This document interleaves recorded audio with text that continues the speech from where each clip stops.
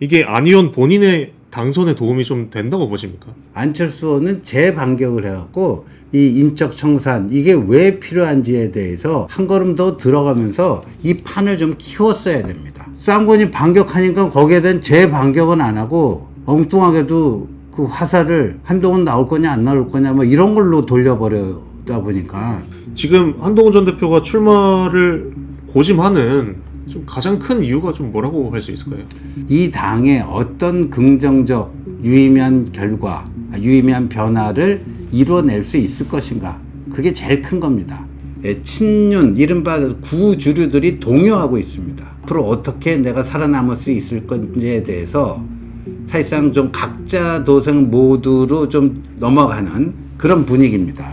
이 한동훈이란 존재가 다시 당 대표로 나서겠다 하면요. 그 이완되고 해체되어 가던 그 대호가 다시 재결집될 수도 있습니다. 오히려 어떻게든지 한동훈을 꺾으려고 뭐 이 계파 갈등이 더 첨예하게 된다? 그러니까 친한계 인사들이 한동훈 전 대표가 당대표에 나가지 않더라도 최고위원이라든가 뭐 또 청년 최고위원은 별도로 또 뽑고 그 안철수 의원이 본인 좀 체급을 키우기 위해서 자꾸만 일종의 이게 기대기전법이라고 하거든요. 권성동 의원의 반격이 조금 낚인 측면이 있어요.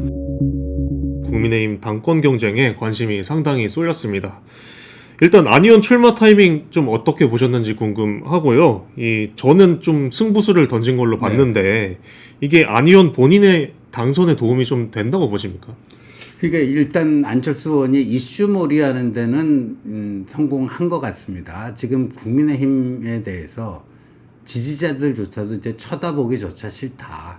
뭐 날씨도 푹푹 찌고 그러는데 국민의힘 보면 더 짜증만 난다.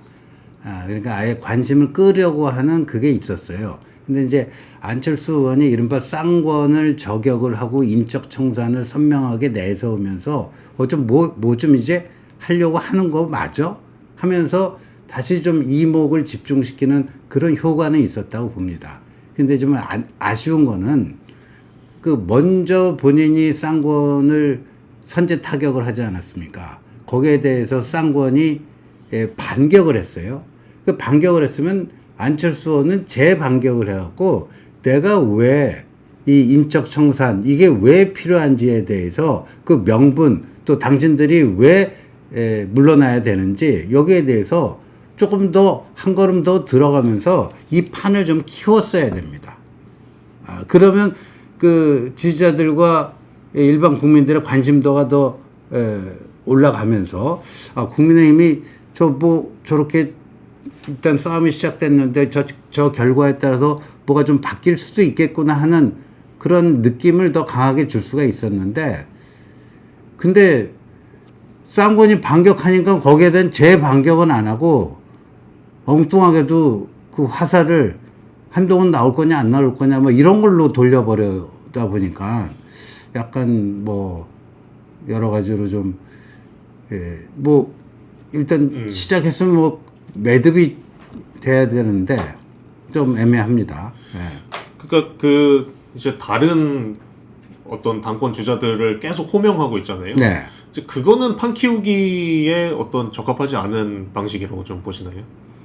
아니 안철수 의원이 뭐 한동훈 김문수 보고 나와라 한다고 그 사람들이 영향을 받아갖고 안 나갈 거를 나가고 나갈 거를 뭐 안 나가기로 하고 그런 적은 아니잖아요. 그 정도 영향력은 없다고 보십니까? 그러니까 안철수 의원이 두 사람에 대해서 출마 촉구를 해서 그 의사결정이 크게 바뀔 건 없다라고 봐요. 그럼 쌍권하고 싸움을 시작했으면 쌍권하고 싸움을 더 키워야죠. 이 안 의원이 계속 한동훈 전 대표를 호명하고 있죠. 지금 한동훈 전 대표가 출마를 고심하는 좀 가장 큰 이유가 좀 뭐라고 할 수 있을까요? 일단 한동훈 전 대표가 고민하는 거는요. 본인이 이번에 나서서 당대표가 된다면 이 당의 어떤 긍정적 유의미한 결과, 유의미한 변화를 이루어낼 수 있을 것인가. 그게 제일 큰 겁니다. 제일 큰 거예요. 근데 지금 한동훈 전 대표만큼 계엄과 탄핵 또 조기 대선 국면에서 선명한 입장을 가지고 합리적 보수의 어떤 상징으로서 기능한 사람이 없고 앞으로도 이제 그럴 거라고 보는데, 근데 최대의 고민 지점은 뭐냐면은 한동훈 전 대표가 당 대표가 되고자 하면요, 세상에는 모든 게 그렇잖아요. 작용이 있으면 반작용이 있잖아요. 서로 경쟁하는, 대립하는 사람들이 이쪽에서 이런 작용을 하면 거기에 대한 반작용이 나오지 않습니까? 한동훈이 당 대표가 되겠다 하면 한동훈과 경쟁 관계에 있는 친윤이라든가 김문수라든가 뭐 이런 쪽은 어떤 반작용을 할 것인가 하는 건데, 지금 어차피 이 조기 대선 참패하고 특검 수사에 이 회오리도 몰아치면서요, 친윤 이른바 구주류들이 동요하고 있습니다. 동요하면서 내가 앞으로 어떻게 내가 살아남을 수 있을 건지에 대해서 사실상 좀 각자 도생 모두로 좀 넘어가는 그런 분위기입니다. 그러니까 심지어 구친윤 중에서 난 이제 친윤 아니야, 탈윤하는 사람도 있고요. 탈윤하는 사람도 있고, 뭐 언더 찐윤처럼 뭐 20-30명이 똘똘 뭉쳐서 영향력 행사하려는 사람이 있고, 그러니까 친윤도 이렇게 분화가 된다는 거죠. 이완이 되고, 또 그러니까 탈윤도 나오고, 뭐 이런 현상입니다. 그런데 이 한동훈이란 존재가 다시 당 대표로 나서겠다 하면요, 그 이완되고 해체되어 가던 그 대호가 다시 재결집될 수도 있습니다. 다시 재결집될 수도 있어요. 그러면서 좀 계파 갈등이 좀 더 첨예하게 좀 진행될 그런 위험성도 어느 정도 있죠. 그러니까 한동훈이 나오면 의미 있는 변화와 쇄신을 이끌어야 되잖아요. 그런데 저 해체되어야 될 친윤들이 지금 안 그래도 이완되고 있는데 한동훈이 나오니까 오히려 이완되다가 다시 재결집해가지고 오히려 어떻게든지 한동훈을 꺾으려고 뭐 이 계파 갈등이 더 첨예하게 된다?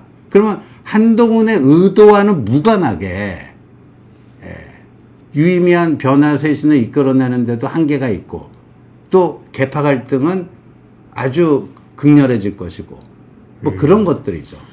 그러니까 한 전 대표의 내심은 뭐 알 수 없지만 지금 친한계 쪽에서는 안 나가는 게 좋겠다, 좀 이쪽으로 좀 생각을 하고 있다고 보면 되겠네요. 지금 뭐 친한계 뭐 이렇게 정확하게 뭐 카운팅할 수는 없지만요. 네. 대체적으로 나가야 된다와 나가지 말자 하는 게 한 7대3, 8대2 정도로 요번에는 출마하지 말아야 된다가 7 내지 8이고 나가자 하는 쪽이 2 내지 30% 정도. 그러면 이제 친윤 해체라는 이 목표를 위해서는 한 전 대표가 안 나오면 뭐 친한계에서도 안 나오는 건 뭐 당연한 수순이죠. 아니죠. 그러니까 지금 저희 당의 그 제도로 보면은 이제 이 투 트랙 아닙니까? 당 대표 선출하는 트랙이 있고 최고위원 선출하는 트랙이 있고, 두 개의 리그 아닙니까?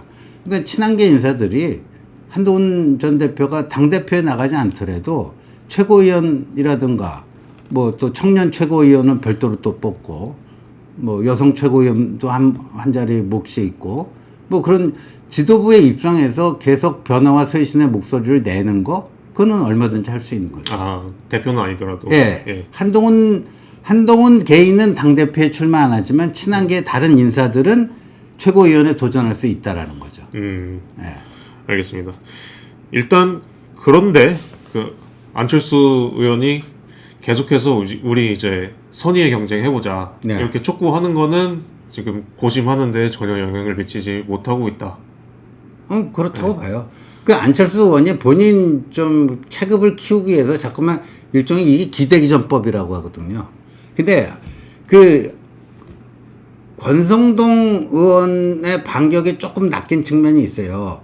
권성동 의원이 안철수 의원 보고, 안철수 너 처음에 전당대회 출마할 마음도 없었는데 한동훈이 안 나올 것 같으니까, 한동훈이 안 나오면 네가 나가면 될 것 같으니까 그렇게 기회주의적으로 지금 처신하는 거 아니냐, 이렇게 한번 푹 찔렀잖아요. 근데 거기에 대해서는 이렇다 할 답변을 내놓지 못한 상태에서 한동훈 나와라 이렇게 촉구한 거 아니에요. 그거는 저는 권성동한테 좀 낚였다고 보는 거죠. 예. 그러니까 나는 권성동 당신 얘기처럼 한동훈 안 나오는 전당대회 불출마했을 때 내가 그 반사이득을 챙기려는 사람이 아니야. 나 이렇게 한동훈 출마 촉구하고 있잖아. 뭐 이런 수준의 그거죠.